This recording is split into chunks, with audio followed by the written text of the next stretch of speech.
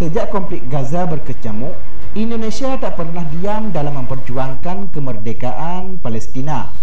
Buktinya saja, setiap sidang yang dibahas oleh PBB, Indonesia tidak pernah berhenti menyuarakan kemerdekaan mereka. Bukan hanya itu saja, bahkan tiap tahun bantuan untuk warga di Gaza pun tak pernah berhenti. Namun bantuan Indonesia yang paling membantu dan tidak bisa dilupakan begitu saja oleh warga Palestina adalah sebuah rumah sakit megah di sana. Bangunan yang diberi nama RSI atau singkatan dari Rumah Sakit Indonesia itu ternyata jadi tempat berobat utama masyarakat Gaza bagian utara. Bukan hanya itu saja, banyak prestasi lain yang bikin bangga kita semua. Lalu, apa sajakah itu? Sebelum lanjut, tekan dulu subscribe dan tombol loncengnya juga ya guys, agar kamu gak ketinggalan informasi menarik lainnya dari Info Warganet.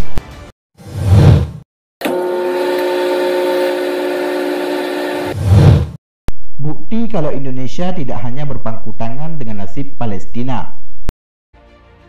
Siapa sangka di tengah konflik yang sedang melanda daerah perbatasan itu, berdiri sebuah rumah besar dengan nama Indonesia. Bukan tanpa sebab, pemberian nama Indonesia di sana. Pasalnya, memang berkat Indonesia lah tempat berobat itu berdiri. Memang rumah sakit tersebut dananya 100% berasal dari sumbangan rakyat tanpa bantuan dan campur tangan pihak asing.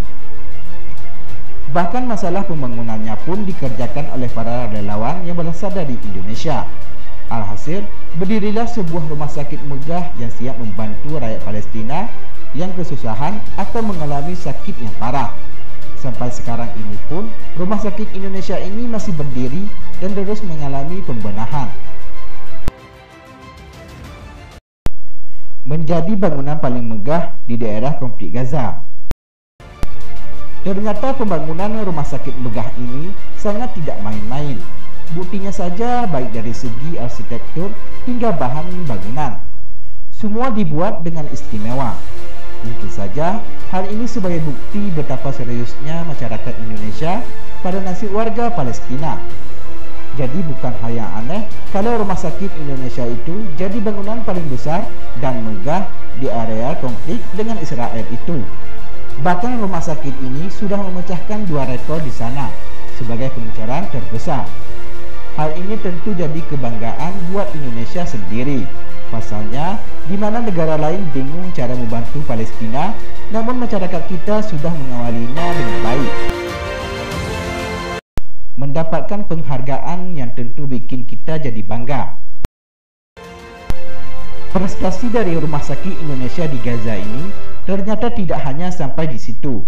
Buktinya beberapa waktu yang lalu, bangunan hasil sumbangan Indonesia itu mendapatkan sebuah penghargaan baru. Rumah Sakit Indonesia dinobatkan sebagai tempat berobat yang paling bersih dan higienis di sana. Itu bukan hal yang aneh, mengingat tiap tahun selalu dilakukan pengembangan kualitas dan kuantitas.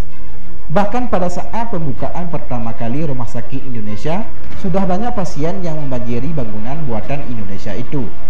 Belum lagi bantuan Indonesia yang akan terus mengalir di tiap tahunnya. Jadi rujukan dan rumah sakit utama di bagian utara.